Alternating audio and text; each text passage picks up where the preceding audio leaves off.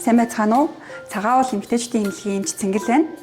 За охтууд маань давстай бааны твтэй эсвэл байт бомб ашиглаад өтрийн маань үрвсчлээ гэд айгүй хэрдэгэ. Тэгээд яагаад ингэдэг талаар та хэдэд мэдээлэл хүргье.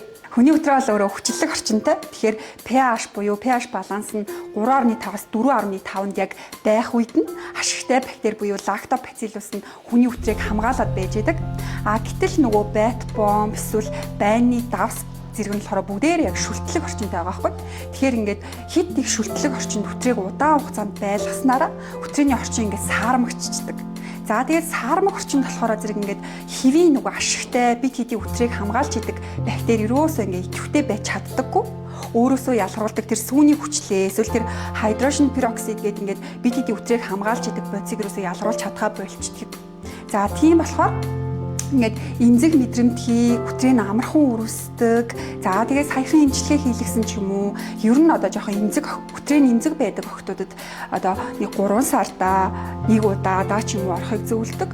Ийм учраас хэрвээ та 7 хоногт нэг удаа, зарим охтууд бүр өдөр болгон ордог бол энэ хоорондын хугацаагаа ингээд хойшлуулахыг, уртсахыг зөвлөдөг. Магадгүй 2-7 хоногтоо нэг удаа, сардаа нэг удаа ингээд давстай байна гэхдээ бие хаалжаалыг тайлж болно.